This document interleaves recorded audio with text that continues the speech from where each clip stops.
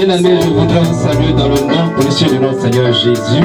Et il est important de rappeler à l'entame de ce moment que nous avons une semaine spirituelle à suivre. Et la semaine spirituelle commence du 26 mai et s'achève au 31 mai 2020. Alléluia. Et à la clé de ces moments, deux événements sont importants et que je tiens à rappeler. Nous avons d'abord l'ascension de notre Seigneur Jésus et encore l'avènement du Saint-Esprit. Alléluia. Deux événements importants dans l'histoire de la chrétienté.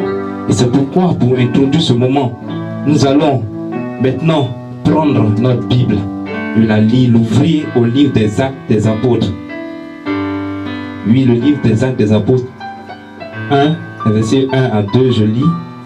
Il est écrit ceci: Théophile, j'ai parlé dans mon premier livre de tout ce que Jésus a commencé à faire et d'enseigner, jusqu'au jour où il fut enlevé au ciel, après avoir donné ses ordres par le Saint-Esprit aux apôtres qu'il avait choisis.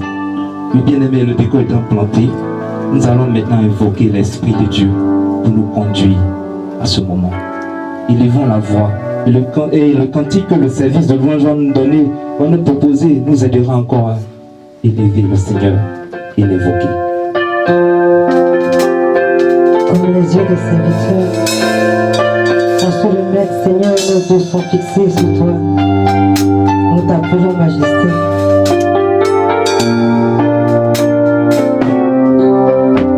Comme les yeux des serviteurs sont sur le maître, comme les yeux d'une servante espérant ça.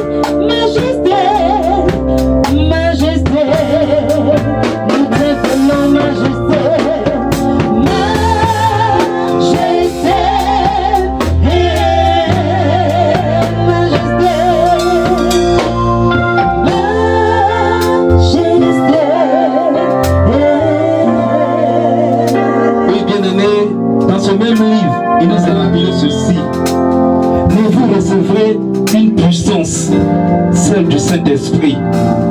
Et vous serez mes témoins à Jérusalem, dans toute la Judée, dans la Samarie et jusqu'aux extrémités de la terre. Oui, telle promesse nous a été faite. Et nous sommes dans le courant de cette pensée. Il nous a été rappelé que l'Esprit viendra nous conduire. Et voici, nous voulons célébrer un culte. Nous avons besoin de l'Esprit de Dieu. Bien-aimé, élève la voix et invoque le Seigneur. Invoque son esprit.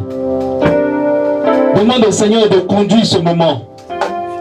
Que la louange, que l'adoration, que tout ce que nous allons élever comme prière en ce jour soit des prières d'une bonne odeur à l'Éternel. Alors invoque l'Esprit de Dieu et soumets-lui toutes ces choses maintenant.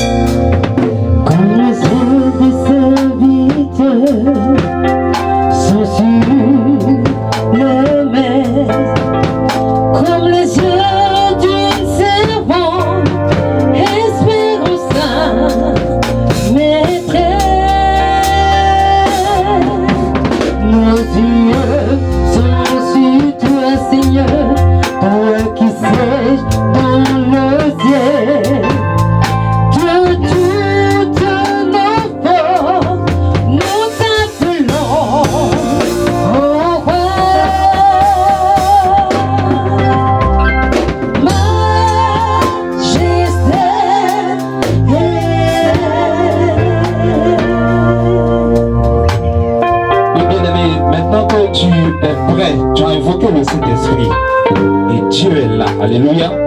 Il était là depuis l'entame de ce moment. Mais laisse-moi te dire que la parole de Dieu dans le psaume 15, verset 1 à 5, que je rappelle ici, il est dit l'Éternel, Éternel, qui séjournera dans ta tente, qui demeurera sur ta montagne sainte. Celui qui marche dans l'intégrité, qui pratique la justice et qui dit la vérité selon son cœur. Et j'en passe, bien-aimé. Oui, qui est invité à ce moment? Qui mérite d'être dans la présence du Seigneur, bien-aimé?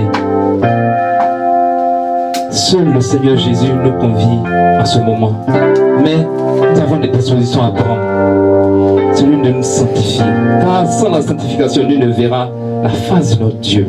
C'est pourquoi je voudrais inviter tout un chacun en ce lieu où que tu te tiens à te prosterner devant Dieu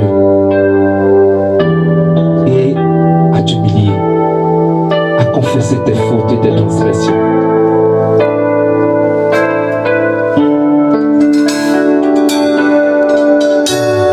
Jésus, par ton sang précieux, enlève mon iniquité. Regarde-moi du haut des cieux, dis-moi que tu m'as pardonné. Je l'entendrai, cœur ouvert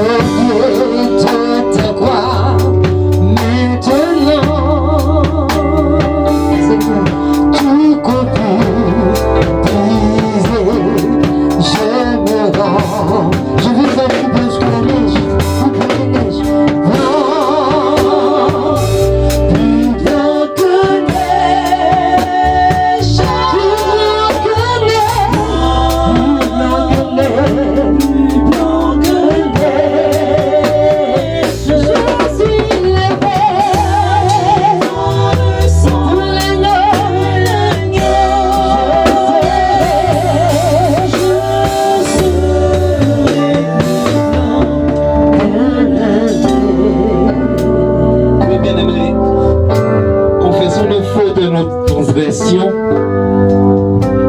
Dieu nous donne cette possibilité de le faire. Car nous avons à marcher sur la terre ressemblant à Jésus.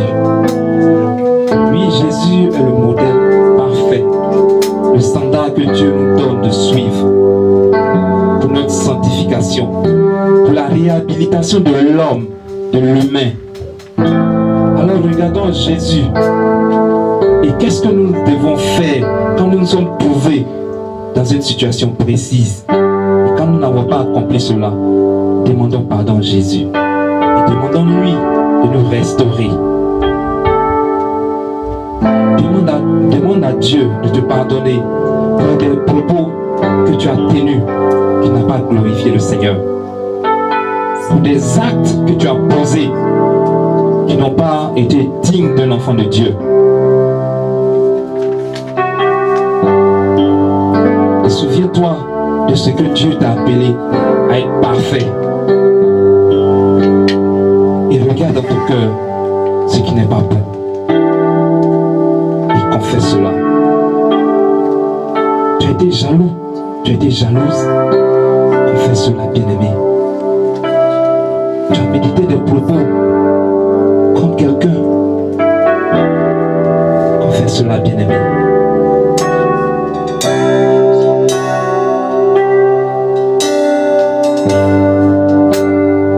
Invoque le sang de Jésus sur ta vie pour te purifier. Lavé dans le sang de l'agneau, je serai plus blanc que la neige. Lavé dans le sang de l'agneau. Lavé dans le sang de l'agneau, je serai plus blanc que la neige. Notre Seigneur et notre Père, Jésus-Christ de Nazareth, nous t'invoquons et te demandons de nous pardonner, Seigneur. Que pour tout ce que nous avons fait qui ne t'a pas glorifié, Seigneur, nous venons à tes pieds, au pied de la croix, et te demander pardon. Seigneur, pour tous ceux qui suivent ce culte, qui sont avec nous, de loin ou de près, nous te les recommandons, afin que toi-même tu te souviennes d'eux et que tu les admettes dans ta présence par ce pardon que tu leur accordes maintenant. C'est en ton nom précieux, Jésus, que nous avons prié. Amen. Amen. Bien-aimés, nous continuons notre moment et il est important pour nous de dire merci au Seigneur parce que nous avons traversé des événements vraiment, on ne savait pas que nous allons être encore ici ou encore être en communion parfaite comme ça. Il est important pour nous de dire merci à Dieu pour ce qu'il nous a fait voir et pour ce qu'il va nous permettre encore de voir les jours à venir. Donc, rendons grâce au Seigneur. Je voulais te dire merci Seigneur, nous voulons être reconnaissants Seigneur à Dieu.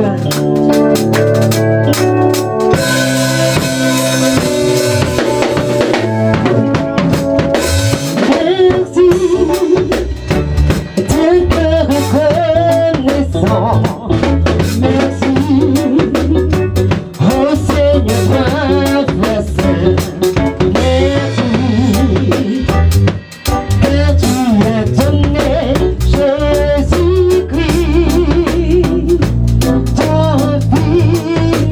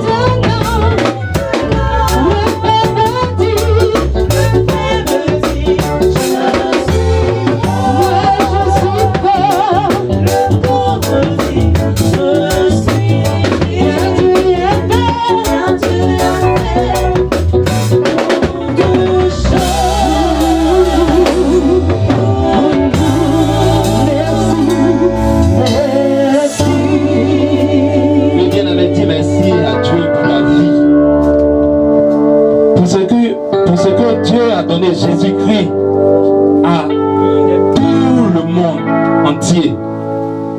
Et nous avons vu que Jésus est vraiment important pour ce monde entier. Alléluia. Dis merci à Dieu parce qu'il a donné Jésus-Christ pour nous.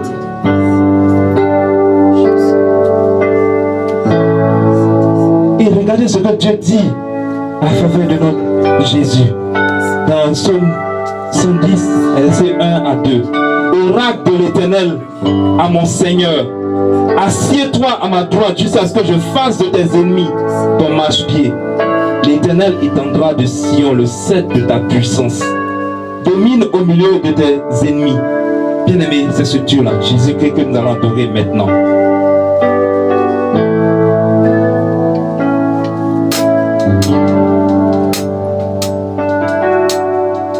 Nous voulons t'adorer, Seigneur. Nous voulons te rendre toute ta gloire.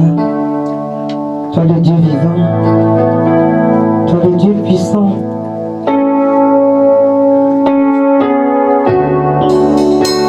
Reçois, Seigneur, notre adoration.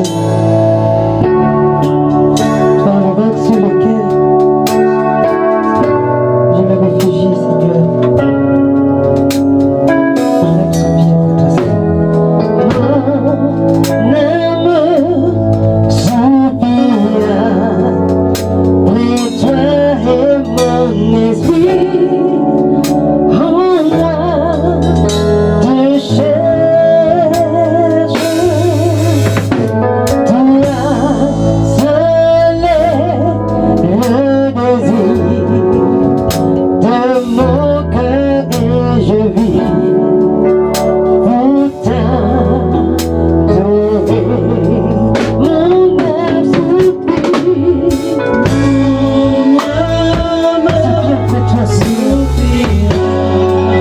et toi et mon esprit, mon cœur te cherche.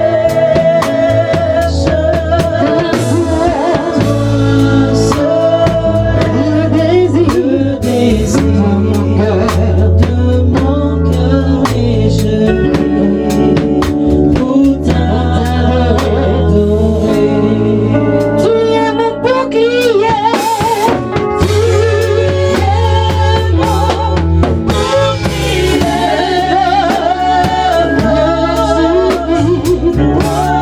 sur qui j'ai fondé ma vie.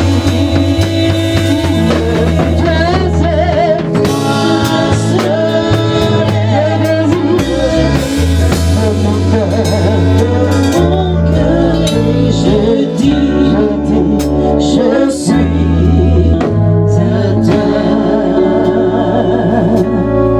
Alléluia. Nous allons élever la voix pour célébrer ce Seigneur, le Dieu Tout-Puissant. Nous allons l'acclamer de toute notre force parce qu'il est le Dieu Tout-Puissant. Alléluia. Amen. En signe de louange, nous allons acclamer le Seigneur parce qu'il est le Dieu de notre vie. Parce qu'il a pourvu pendant ces temps mauvais. Le Seigneur a pourvu à tous égards, à tous nos besoins. Alléluia. Bien-aimés, maintenant nous arrivons à l'écoute de la parole de notre Seigneur. Et en ce jour du mardi 26 mai, il est très important que nous entendons la parole de Dieu. Alléluia. Et je voudrais à cet effet inviter le pasteur Maï pour introduire la personne qui a la lourde charge de nous donner ce message.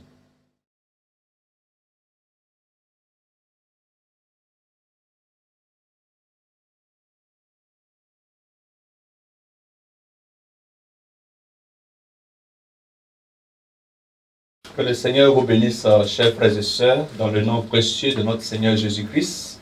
Nous sommes aujourd'hui le mardi 26 mai 2020. Nous sommes là pour commencer notre semaine de Pentecôte pour cette année 2020. Comme nous l'avons dit, cela va durer 4 jours, du mardi au vendredi.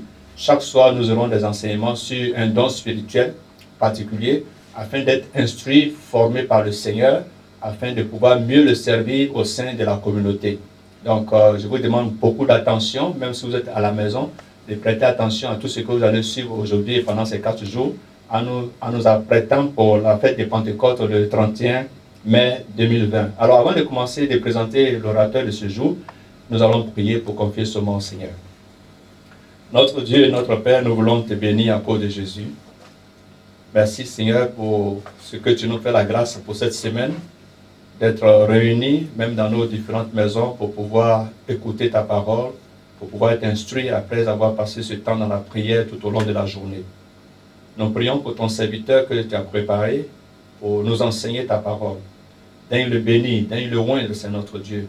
Daigne disposer le cœur de ceux qui sont en train de suivre, c'est notre Dieu tout-puissant, ce culte. Nous te louons, nous te bénissons à cause de Jésus, notre Seigneur et Sauveur. Amen.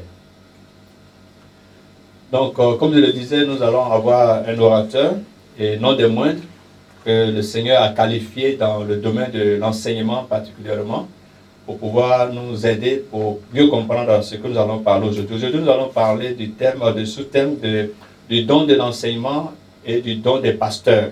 Alors, comme je le disais, nous allons recevoir ce soir un serviteur de Dieu et non des moindres.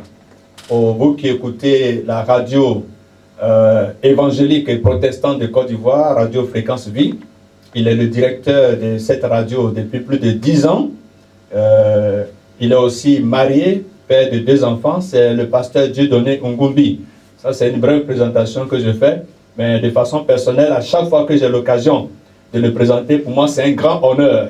C'est un grand honneur parce qu'il a servi, avant de venir ici, dans son pays, le Congo, comme un évangéliste avec Campus pour Christ.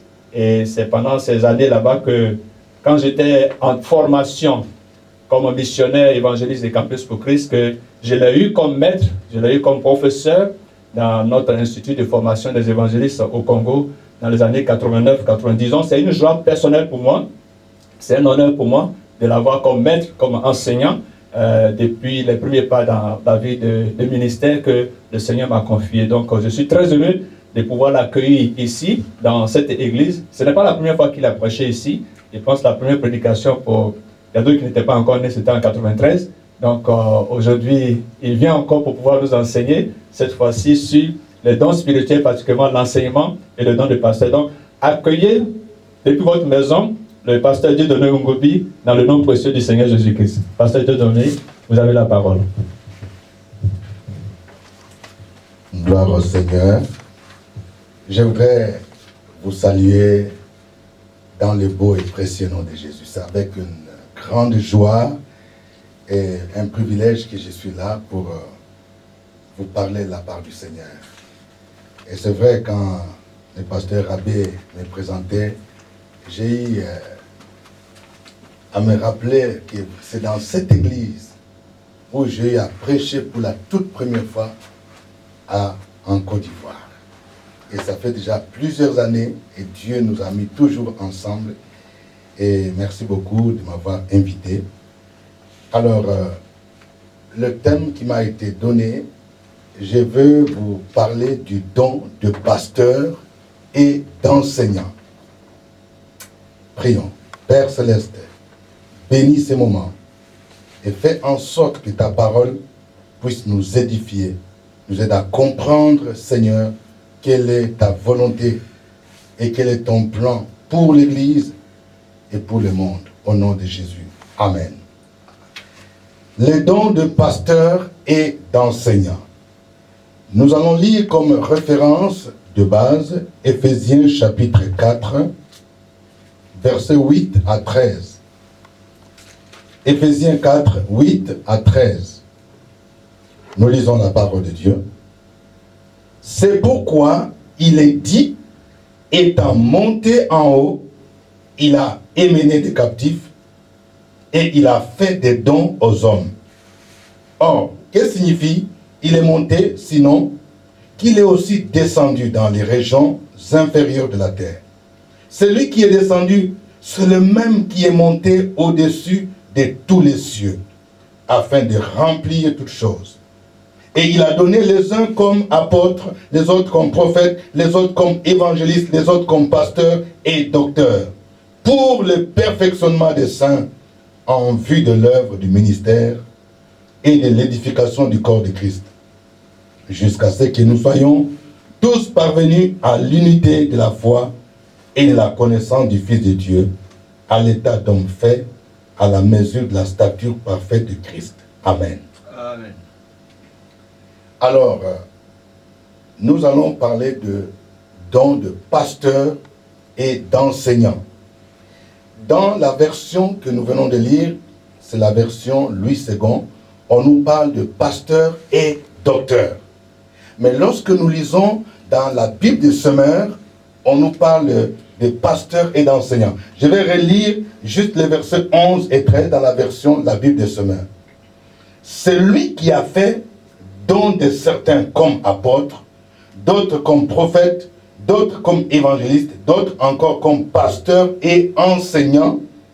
Il a fait don de ces hommes pour que ceux qui appartiennent à Dieu soient rendus aptes à accomplir leur service en vue de la construction du corps de Christ.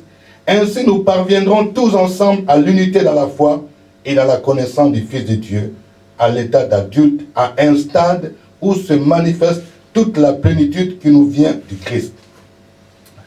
Alors pour introduire ce message, je voudrais d'abord vous montrer que, selon l'apôtre Paul, qu'il existe une relation entre les différents événements de la vie de Jésus. Tout est relié. Dans ce passage, il parle à la fois de l'incarnation, c'est-à-dire du fait que Jésus ait quitté le ciel pour devenir homme. Il est descendu sur la terre, il s'est incarné. Il a parlé aussi de la mort de Jésus sur la croix. Il a fallu que Jésus meure. Il a fallu que Jésus soit enseveli. Il a fallu que Jésus ressuscite d'entre les morts. Il a fallu que Jésus monte au ciel. Nous venons de célébrer l'ascension, c'est la montée de Jésus au ciel. Et maintenant, il y a la Pentecôte. Vous voyez, tout est lié. Il a fallu que Jésus meure. C'est pourquoi ici il est dit, étant monté en haut, il a émené des captifs et il a fait des dons aux hommes. Vous voyez, il fait allusion à la fois à la mort, à l'ensevelissement, mais à la résurrection et à l'ascension de Jésus. Avant que Jésus ne puisse répandre son esprit, c'est-à-dire la Pentecôte, il fallait d'abord l'ascension. C'est lors de l'ascension où nous célébrons la montée de Jésus. Et après l'ascension maintenant, il y a la Pentecôte. C'est le jour de la Pentecôte où la promesse qui a été annoncée par le prophète Joël, où le Seigneur a dit, dans les derniers jours, je répandrai de mon esprit sur toute chair. C'est ce jour-là que cette promesse s'est accomplie, où le Saint-Esprit va descendre. Il y aura ce qu'on appelle l'effusion du Saint-Esprit, la descente du Saint-Esprit de manière permanente. Et il dit, et il a donné des dons aux hommes. C'est à partir de la Pentecôte que les dons du Saint-Esprit ont été distribués dans l'Église, parce que c'est à partir de ce jour-là que l'Église va être formée comme corps de Christ.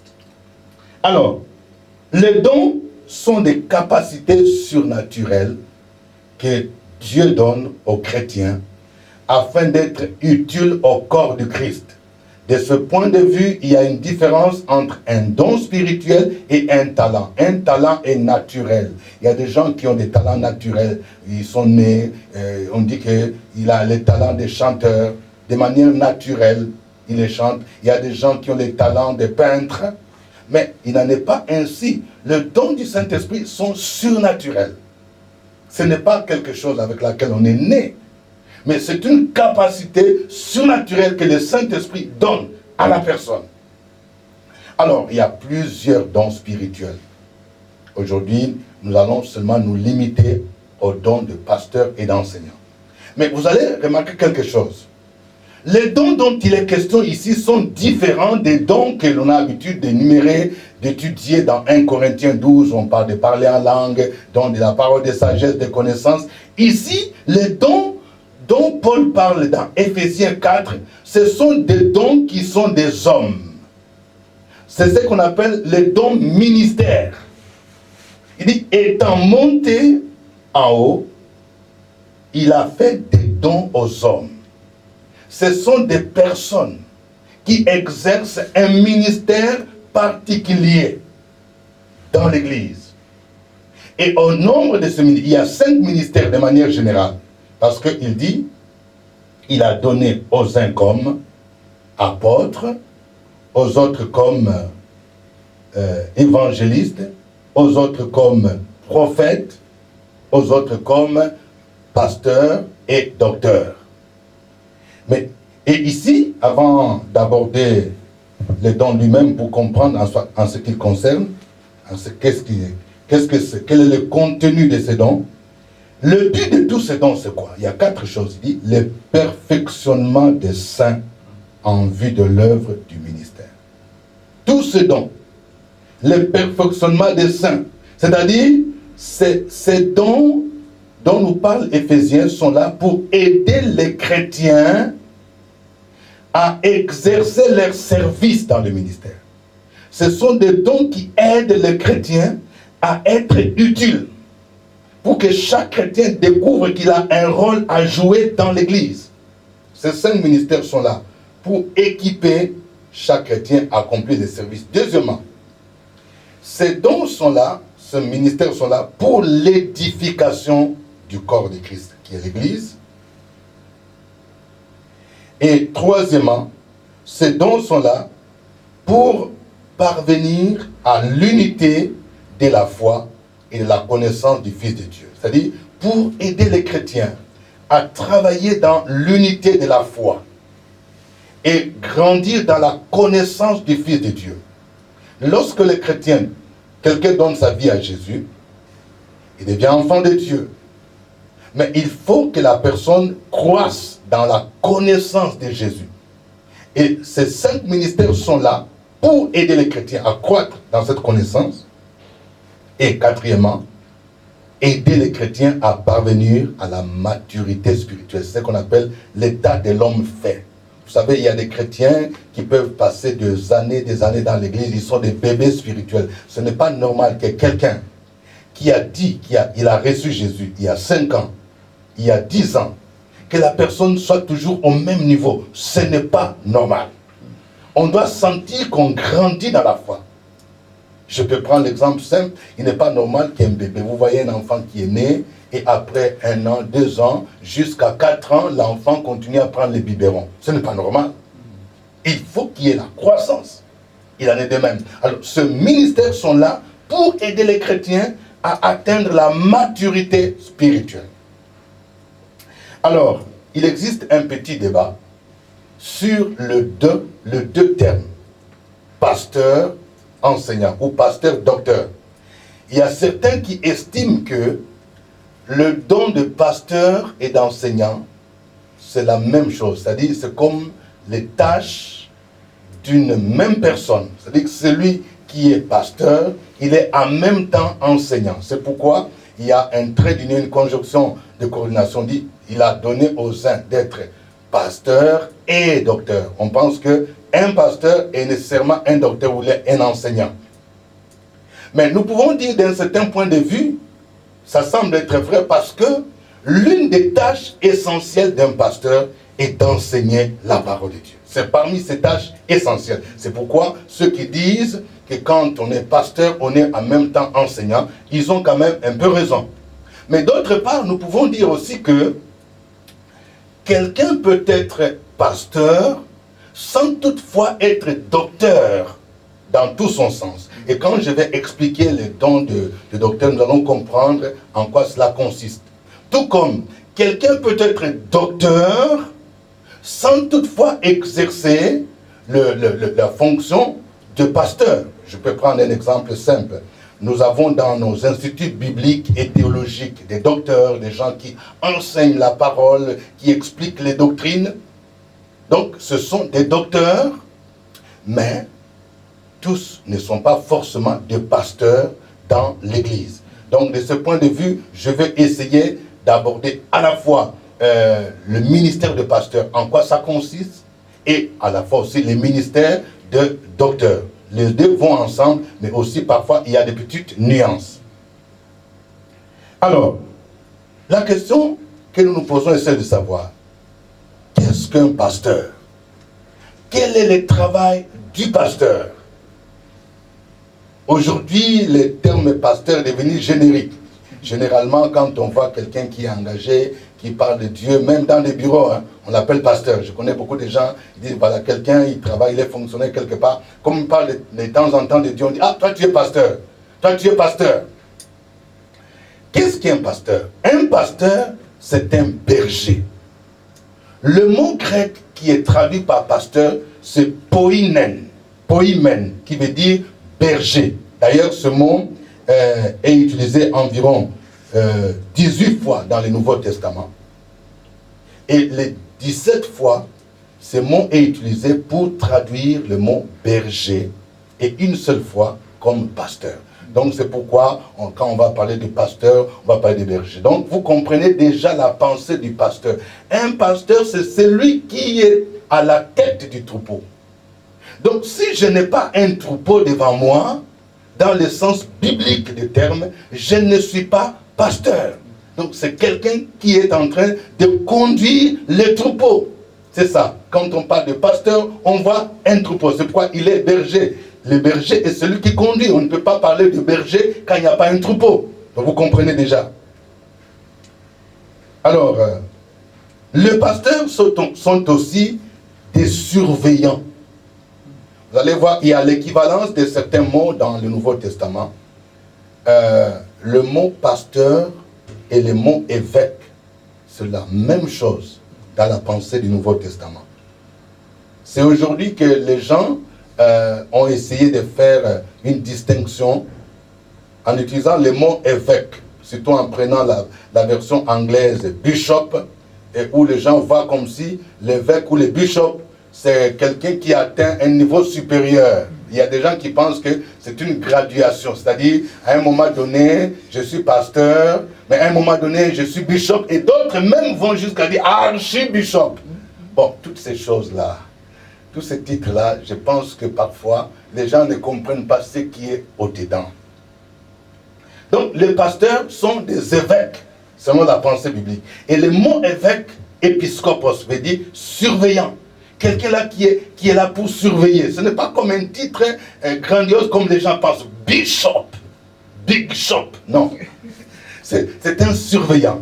Il est là pour surveiller les âmes, pour aider l'église à aller de l'avant. Dans Actes chapitre 20, verset 28. Actes 20, 28. C'est l'apôtre Paul qui dit, prenez donc garde à vous-même et à tous les troupeaux au sein duquel le Saint-Esprit vous a établi évêque, pour faire paître l'Église de Dieu qu'il s'est acquise par son propre sang. Voyez. Donc, le pasteur, c'est l'évêque.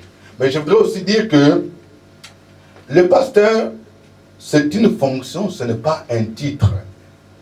Ça, c'est important.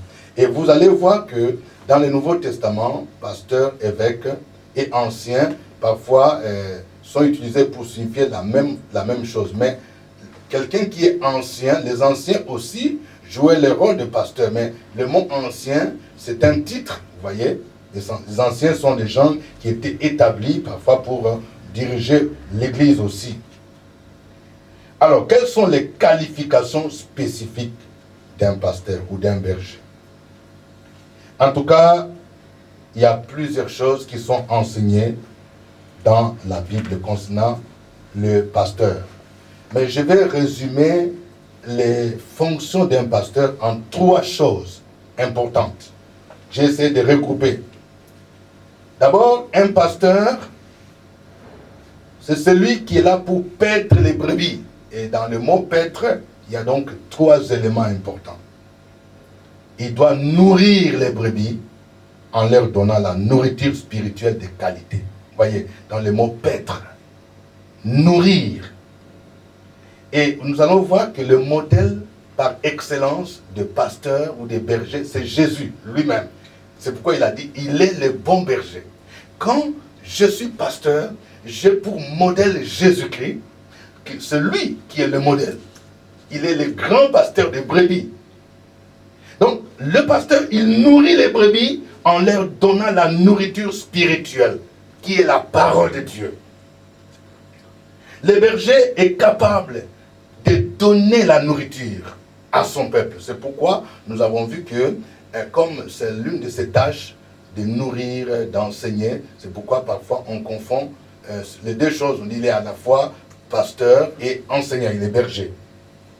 Quand nous lisons les livres des Actes des Apôtres, au chapitre 20, versets 28 à 30, Acte 20, 28 à 30, l'apôtre Paul dit, prenez donc garde à vous-même et à tous les troupeaux sur lesquels le Saint-Esprit vous a établi évêque, pour paître l'église du Seigneur, qui s'est acquise par son propre sang. Le verset 29, il continue, je sais qu'il s'introduira parmi vous, après mon départ, des loups cruels, qui n'épargneront pas les troupeaux, et qui s'élèvera du milieu de vous des hommes qui enseigneront des choses pernicieuses pour entraîner les disciples après eux. Ça, c'est une mise en garde. L'apôtre Paul est en train de sensibiliser ceux qui étaient comme des pasteurs, des anciens, des évêques, pour dire, vous avez une lourde responsabilité qui consiste à enseigner la parole de Dieu, parce qu'il y a des gens qui viendront pour donner des enseignements, des hérésies, des faux enseignements qui risquent d'emporter les brebis. Donc, un pasteur, il veille, il donne la nourriture qu'il faut. Et c'est pourquoi l'apôtre Paul, parlant à son fils Timothée, qui était comme pasteur, il va lui dire dans 2 Timothée 4, verset 2. 2 Timothée 4, verset 2. Prêche la parole, insiste en toute occasion, favorable ou non, reprend, censure, exhorte avec toute douceur et en instruisant. Et il va dire plus tard, plus loin, il viendra des temps où les gens ne vont pas supporter la saine doctrine. Vous voyez? Donc, un pasteur doit enseigner la parole. La parole, c'est la nourriture spirituelle dont le chrétien a besoin pour croître spirituellement. En quoi consiste le ministère du pasteur? Un pasteur, c'est celui qui doit guider les brebis, vous voyez? Il doit guider selon le modèle de Jésus. Jésus lui-même, il dit dans Jean 10, verset 4, lorsqu'il fait sortir toutes ses propres brebis, il marche devant elles et les brebis le suivent parce qu'elles connaissent sa voix et ne suivront point un étranger, mais elles fuiront loin de lui parce qu'elles ne connaissent pas la voix des étrangers. Voyez? Le pasteur, c'est un berger. Il conduit. Il va à la tête du troupeau pour le conduire. Voyez pourquoi dans le psaume 23, David lui-même va dire, l'Éternel est mon berger, je ne manquerai de rien. Il me fait reposer dans des verts pâturages. Il me dirige près des eaux paisibles. Donc, le pasteur dirige. Il me conduit dans les sentiers de la justice à cause de son nom. Il est là, à la tête, pour montrer les chemins à suivre, pour montrer la voie à suivre. Et quand il conduit le peuple, les brebis, il montre lui-même l'exemple. Parce que lui-même, on le regarde. Il est le modèle. C'est-à-dire qu'il ne prêche pas seulement avec la parole, mais il prêche aussi par l'exemple. C'est pourquoi, dans l'Épître aux Hébreux, Hébreux 13, verset 7, il est dit, souvenez-vous de vos conducteurs qui vous ont annoncé la parole de Dieu. Considérez l'issue de leur vie et imitez leur foi. Voyez, souvenez-vous de vos conducteurs. Le pasteur, c'est un conducteur. Il est dit, il faut que les chrétiens se souviennent de lui et qu'ils imitent sa foi. Donc, parce qu'il est là pour conduire le peuple, pour montrer la voie à suivre. Et dans 1 Timothée 4, verset 12, c'est Paul qui parle à Timothée, que personne ne méprise ta jeunesse. Sois un modèle. Sois un modèle pour les troupeaux. Donc, le jeune Timothée était pasteur, il devait être modèle. Celui qui conduit. 1 Pierre chapitre 5, versets 2 à 3. 1 Pierre 5, 2 à 3. Faites paître le troupeau de Dieu qui est avec vous, non par contrainte, mais volontairement, selon Dieu, ni pour un gain sordide, mais de bon cœur, non en tyrannisant ceux qui vous ont été confiés, mais en devenant les modèles du troupeau. Le pasteur, il conduit, il est un modèle. Malheureusement, ce n'est plus le cas aujourd'hui quand nous voyons beaucoup de scandales, beaucoup de déviations. Est-ce que nous, le pasteur, nous sommes encore deux modèles. Heureusement que dans chaque génération, Dieu se réserve toujours un reste. Et je crois que dans cette nation, bien qu'il y ait des déviations par-ci par-là, il y a toujours un reste. Des pasteurs, ceux-là appelés par Dieu, qui peuvent encore conduire les troupeaux du Seigneur dans la voie du Seigneur. La troisième tâche du pasteur, c'est pourvoir aux besoins spécifiques des brebis. Les brebis ont des besoins. Toutes les brebis n'ont pas les mêmes besoins. Et le pasteur, c'est celui qui est attentionné parce qu'il connaît des brebis. Il connaît leurs besoins. Il connaît qui est malade, qui a besoin d'être visité, qui a besoin d'être encouragé, qui a un problème de santé, qui a un problème peut-être de blocage dans ses études, qui est jeune, qui a besoin d'orientation pour connaître l'âme sœur, qui a besoin d'être ramené parce qu'il a commencé à s'égarer. Donc, il est là pour pourvoir aux besoins spécifiques du troupeau. C'est pourquoi, lorsque l'Éternel reprochait aux bergers d'Israël, dans Ézéchiel 34, 2 à 4, Ézéchiel 34, 2 à 4, il dit, « Fils de l'homme, prophétise contre les pasteurs d'Israël. » Prophétise et dis-leur aux pasteurs. Ainsi parle le Seigneur l'Éternel. Malheur aux pasteurs d'Israël qui se paissent eux-mêmes. Les pasteurs ne devraient-ils pas paître les troupeaux? Vous avez mangé la graisse. Vous vous êtes vêtus avec la laine. Vous avez tué ce qui était gras. Vous n'avez point fait paître les brebis. Vous n'avez pas fortifié celle qui était faible. Guéri celle qui est malade. Pensez celle qui est blessée. Vous n'avez pas ramené celle qui s'égarait. Cherchez celle qui était perdue. Mais vous les avez dominées avec violence, avec dureté. Vous voyez, ici, Dieu est en train de montrer les tâches du pasteur. Il dit, parmi les brebis, il y a des brebis qui sont faibles, donc qui ont besoin d'être fortifiées. Il y a des brebis qui sont malades. Le pasteur est là pour apporter, pour bander leurs blessures. Il y a des brebis qui s'égarent. Le pasteur est là pour le ramener. Vous voyez, je vais donner une petite illustration. Vous savez, dans la Bible, il y a quelque chose. La première fois que j'ai lu dans Actes chapitre 15, les conflits qu'il y a eu entre Paul et Barnabas, ça m'a un peu choqué. Mais comment des grands hommes de Dieu ont dit qu'ils ont eu un vif dissentiment au point où ils ont décidé de se séparer. En fait, c'était une question de choix. Parce qu'à un moment donné, l'apôtre Paul, c'était lui un homme de terrain, un apôtre, un évangéliste. Lui, c'était un fonceur. Il a dit, en tout cas, nous devons choisir parmi les disciples ceux qui ont été toujours avec nous, qui ont été fidèles. Les gens qui ont été infidèles, qui nous ont fui à un moment donné, on doit les écarter. Comme Jean-Marc, à un moment donné, les a quittés, l'apôtre Paul dit, moi, je ne veux pas. Jean-Marc, qui n'a pas été fidèle. Mais Barnabas, lui a dit non. Il faut que nous puissions encore donner une seconde chance à ces jeunes-là. Et Paul a choisi Silas. Ils se sont séparés. Alors, une fois, j'ai suivi un atelier sur la résolution des conflits. On nous a posé la question, lesquels des deux avaient raison? En fait, la conclusion, c'est que chacun avait raison. Ils avaient deux perspectives différentes. Paul, c'est un évangéliste, un apôtre, c'est un homme du terrain. Tu viens avec moi, je marche avec toi. Tu es infidèle, je t'écarte. Mais Barnabas, vous allez voir que lui, il avait un cœur de pasteur, de berger. Un pasteur, un berger, c'est quelqu'un qui donne toujours une seconde chance. Même lorsque quelqu'un tombe, il peut encore le ramener. Donc c'est comme si Barnabas était en train de dire, oui Paul, c'est vrai que Jean-Marc nous a quittés, mais il faut comprendre les jeunes. Et plus tard, vous verrez que l'apôtre Paul va comprendre. Il va dire, amenez-moi Jean-Marc parce qu'il m'est utile pour le ministère. Alors, après avoir parlé du pasteur, parlons maintenant des docteurs ou d'enseignants. Je vous ai dit que parfois, on dit que le pasteur et l'enseignant font la même chose, mais en même temps, je vous ai montré qu'il y a des petites nuances. On peut être pasteur et en même temps docteur, tout comme on peut être pasteur sans toutefois exercer le ministère de docteur. En quoi consiste le ministère de docteur et de l'enseignant?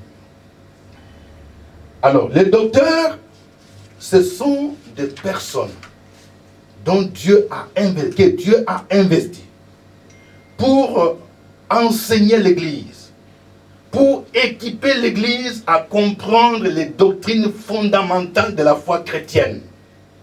Ce sont des docteurs. Vous savez, dans l'histoire de l'Église, il y a eu des personnalités qu'on appelle les docteurs de l'Église. Ce sont des gens qui, pendant les premiers siècles, surtout dans les 5 premiers siècles, ce sont des gens qui ont formulé les doctrines essentielles de la foi chrétienne.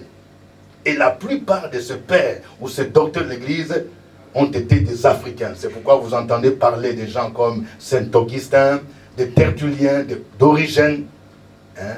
Ce sont ces personnes-là qui nous ont permis, par exemple, de comprendre les notions, par exemple, telles que la Trinité, qui sont parfois compliquées à comprendre. Il faut un docteur pour qu'il t'explique la notion de la Trinité. Il y a un seul Dieu manifesté en 3 personnes. Il y a le Père, le Fils et le Saint-Esprit. Tous, ils sont Dieu.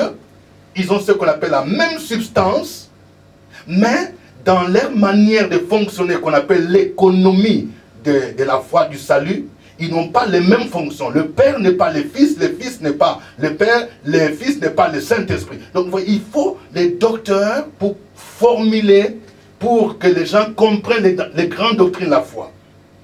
Pour comprendre, par exemple, c'est quoi la foi, c'est quoi le salut, la doctrine du Saint-Esprit, le ministère des anges, comprendre l'expiation de Jésus, comprendre la doctrine du retour de Jésus. Ça, ce sont des docteurs qui nous aident à entrer en profondeur et à comprendre ces choses-là. Alors, à quoi consistent les tâches du docteur? Je vais aussi donner 3 éléments importants. D'abord, le docteur ou l'enseignant, il a la capacité d'expliquer et de faire comprendre les Écritures. Il n'est pas toujours donné à tout le monde de savoir expliquer les choses. Le docteur, c'est celui, il explique aux chrétiens et il fait comprendre aux chrétiens. Et c'est pourquoi on va parler souvent de ce qu'on appelle l'exégèse, c'est-à-dire c'est la science qui consiste à expliquer les termes, la pensée biblique à partir du texte original, expliquer un mot, entrer dans les contextes pour comprendre quelque chose. Parce que souvent, aujourd'hui, il y a des gens qui prêchent la parole et en sortant certaines pensées hors de leur contexte. Le docteur, il a la capacité d'expliquer et de faire comprendre l'Écriture. C'est l'équivalent dans l'Ancien Testament de ce qu'on appelait les scribes. Les scribes étaient des gens qui étaient versés dans l'Écriture, qui avaient la capacité d'expliquer la loi de Moïse. Nous avons un exemple, par exemple, c'est l'exemple d'Esdras. Esdras, quand nous lisons dans Esdras 7, verset 6, Esdras 7, verset 6, il est dit, cet Esdras vint de Babylone, c'était un scribe versé dans la loi de Moïse, donné par l'Éternel, le Dieu d'Israël. Et comme la main de l'Éternel, son Dieu, était sur lui, le roi lui accorda tout ce qu'il avait demandé. Quand on dit quelqu'un est versé dans la parole, c'est-à-dire il comprend la parole, il maîtrise la parole. Il était versé dans l'Écriture. Et quand nous lisons encore Esdras 7, verset 10, il est dit, car Esdras avait appliqué son cœur à étudier, à mettre en pratique la loi de l'Éternel et à enseigner au milieu d'Israël les lois et les ordonnances. J'aime bien cette succession de verbes. Donc, il avait appliqué son cœur à étudier. Donc, celui qui exerce le ministère d'enseignant, de docteur, c'est lui-même, il étudie la parole de Dieu. Il est équipé, il étudie la parole de Dieu. Étudier, mettre en pratique et enseigner. C'est-à-dire, son ministère ne consiste pas seulement à expliquer aux autres. Donc il étudie, il continue à étudier. Donc s'il est capable d'expliquer, c'est le résultat d'une étude approfondie et méthodique de la parole de Dieu. Et il est capable d'expliquer et d'aider les gens à mettre en pratique la loi de Dieu. Nous avons aussi l'exemple de Jésus lui-même. Vous savez que Jésus lui-même, il avait presque tous les ministères. Jésus, il était à la fois berger, pasteur, il était apôtre, il était tout ce que nous voulons, docteur. Voyez? Quand nous lisons dans Luc chapitre 24, versets 25 à 27. Luc 24, 25 à 27. Alors Jésus leur dit, ô hommes sans intelligence, et dont le cœur est lent à croire tout ce qu'ont dit les prophètes, ne fallait-il pas que le Christ souffrit ces choses et qu'il entra dans sa gloire? Et commença par Moïse et par tous les prophètes, il leur expliqua dans toutes les Écritures ce qui les concernait. Ça, c'est un docteur. Ici, on parle de la conversation entre Jésus et les disciples d'Emmaüs. Après la résurrection de Jésus, ses disciples étaient aveuglés, ils ne comprenaient pas que Jésus était ressuscité, alors que Jésus était au milieu d'eux. Et la Bible dit que Jésus, il a commencé à leur expliquer. Il a commencé à ouvrir. Quand on dit, en commençant par Moïse et par tous les prophètes, c'est-à-dire, il a ouvert l'Ancien Testament. Il a expliqué à partir de ce que Moïse a écrit dans les livres de Genèse, dans les livres de Nombre, dans les livres de Lévitique, Deutéronome. Vous voyez, tous ces livres-là, Exode, il explique que tous ces prophètes de l'Ancien Testament ont parlé de moi. Donc il a commencé à donner l'explication, à décortiquer ce que les prophètes ont dit, que c'était, la loi n'était que l'ombre des choses à venir. Ça, c'est un docteur. Et quand Jésus leur a expliqué, ils étaient capables maintenant de comprendre que les prophètes ont prophétisé que le Messie, que Jésus devrait mourir et il devrait ressusciter. Alors, le docteur, c'est celui qui aide les chrétiens, deuxièmement, à être enracinés dans la parole de Dieu, par l'enseignement systématique de la parole de Dieu. Vous voyez, aujourd'hui, il y a beaucoup de chrétiens qui sont emportés par tout vent de doctrine. Pourquoi? Parce qu'il y a des chrétiens qui sont superficiels. Et c'est l'un des besoins aujourd'hui de l'Église, d'avoir des personnes qui peuvent aider les chrétiens à avoir des racines bibliques. C'est ce qu'on appelle enraciner. Quelqu'un qui est enraciné dans la foi chrétienne ne peut pas se laisser troubler par quelqu'un qui dit je suis évangéliste ou je ne sais pas, apôtre ou prophète international ou interplanétaire. Parce qu'aujourd'hui, c'est le ministère prophétique, malheureusement, qui commence à troubler l'Église. Parce que beaucoup de gens comprennent mal le ministère prophétique. Il y a des gens qui font la confusion entre un prophète et un devin. Il y a des gens qui pensent qu'un prophète, c'est celui qui va te dire, voici le nom de ton père, voici le nom de ta grand-mère, voici tu es né à Daloa, tu es né à Gagnoa, tu es né à Sinematiali, le Seigneur me montre les sorciers de ton village. Mais tout ça, même si c'était vrai, mais en quoi ça édifie l'Église? Un chrétien qui est enraciné dans la foi ne peut pas se laisser entraîner par cela. Parce qu'il connaît la parole. Et c'est le ministère de docteur qui aide les chrétiens à être assis, à ne pas être emportés par tout vent des doctrines. Ils sont enracinés. Parce que les gens comprennent les doctrines essentielles de la foi chrétienne. Le salut, la foi, la rédemption, l'expiation, la résurrection, le retour de Jésus, les ministères des anges. Aujourd'hui, par exemple, avec ce que le monde vient de connaître, coronavirus. Coronavirus, c'est une interpellation pour l'Église aujourd'hui. Coronavirus nous transmet un message que tout peut s'arrêter un jour. Ce qui arriva au temps de Noé va arriver de la même manière. Vous voyez comment le coronavirus a tout bouleversé. Les prévisions, même sur le plan économique. C'est un signal qui nous montre que nous devons avoir les yeux fixés vers le retour de Jésus. Jésus revient bientôt et il faut que les chrétiens se préparent. Amen. Quel est, en quoi consiste le ministère des docteurs? Enfin, il défend la sainte doctrine et combat les hérésies ou les fausses doctrines. Vous voyez, le docteur est là pour aider l'Église à défendre la sainte doctrine, à repousser les hérésies ou les fausses doctrines. Regardez, c'est aujourd'hui où de plus en plus, on entend des gens soutenir une doctrine selon laquelle un chrétien peut sortir de son corps. Tu es à Abidjan ici, tu appuies dans un bouton et puis tu te retrouves à Paris. Bon, on utilise les versets hors de leur contexte. J'ai entendu quelqu'un dire, oui, l'apôtre Paul dit, je me suis retrouvé dans le 3e ciel. Il y a quelqu'un qui disait encore, oui, Élisée a dit à son serviteur, mon esprit n'était pas avec vous. Mais attention, lisez bien la parole de Dieu. Ça, c'est dans la souveraineté. L'Esprit de Dieu peut transporter quelqu'un en esprit pour lui montrer des choses extraordinaires. Il ne s'agit pas de l'homme lui-même qui est en train de programmer. En disant, par exemple, demain, moi j'irai au Burkina Faso. Demain, je serai à Paris. Et je me demande alors, si tel est le cas, pourquoi les gens qui font ce qu'on appelle les sorties de leur corps, ça, on appelle ça dans le monde mystique la projection astrale. Pourquoi les gens n'ont pas utilisé ça pour fuir le coronavirus? C'est du n'importe quoi. Faisons attention. Donc, il y a beaucoup de fausses doctrines aujourd'hui.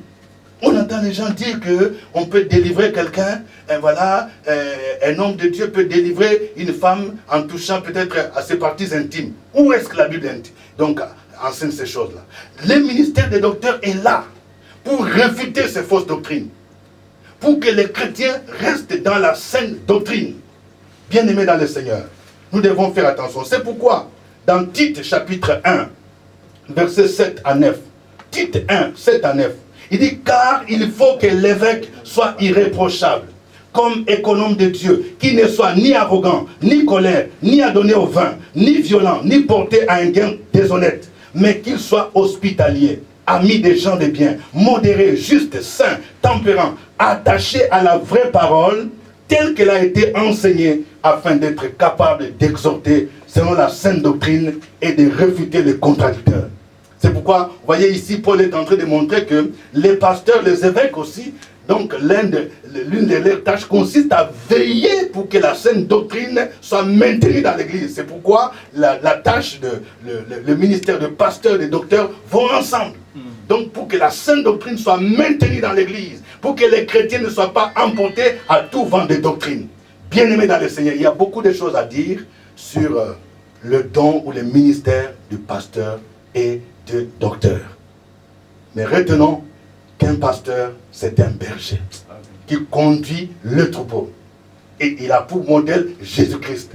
Un docteur, c'est un enseignant de la parole. Il explique la parole. Il aide les chrétiens à comprendre, à être assis dans la foi chrétienne pour ne pas être emporté à tout vent des doctrines. Ma prière est que le Saint-Esprit aide chacun de vous à apprécier quand Dieu vous donne des pasteurs, quand Dieu vous donne des enseignants, ce sont des dons que Dieu a donnés à l'Église. Prenez soin d'eux et suivez leur modèle. Que Dieu vous bénisse. Amen. Amen. Prions le Seigneur.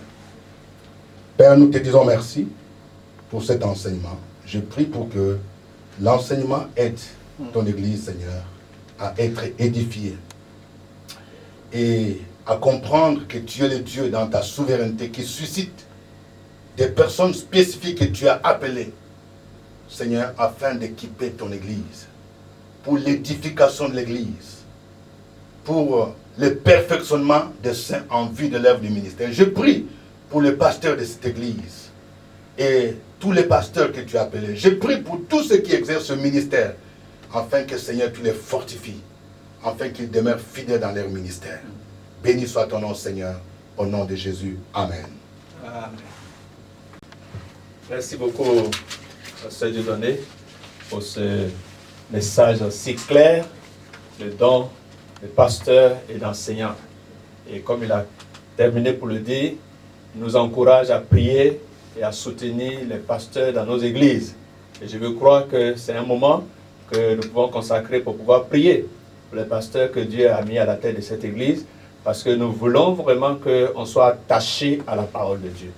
Et c'est pourquoi depuis le début du mois de mai, nous avons commencé à parler du Saint-Esprit et toucher les différents dons. Jusqu'au mois de juin, nous allons continuer de la suite parce que nous voulons quelque chose de systématique, quelque chose de profond, quelque chose de clair, simple, que nous allons accepter dans notre cœur et nous laisser transformer par le Seigneur. Donc, merci encore, Pasteur Dieudonné, merci infiniment pour votre disponibilité. C'est toujours une joie, comme je l'ai dit, pour moi particulièrement et pour cette église, de pouvoir vous recevoir ici. Donc nous allons prier pour pouvoir terminer cette première journée.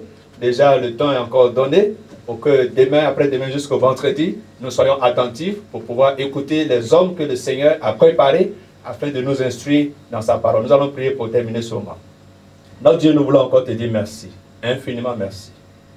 Merci pour ton serviteur. Tu l'as qualifié depuis longtemps. Et Seigneur, tu nous as donné comme un don pour l'Église en Côte d'Ivoire, en Afrique et dans le monde, Seigneur. Merci infiniment pour cet enseignement. Merci pour ton peuple dans cette Église, Seigneur mon Dieu Tout-Puissant, ses annexes. Merci de ce que tu vas nous nourrir encore, Seigneur, pour que nous puissions avoir de la considération pour ce que tu as mis à la tête de l'Église, Seigneur, pour te servir efficacement. Que ton nom soit béni, que ton nom soit loué. Permets que demain encore, Seigneur mon Dieu, nous soyons attentifs sur ce que tu vas nous enseigner au nom de Jésus-Christ, notre Seigneur Sauveur. Amen.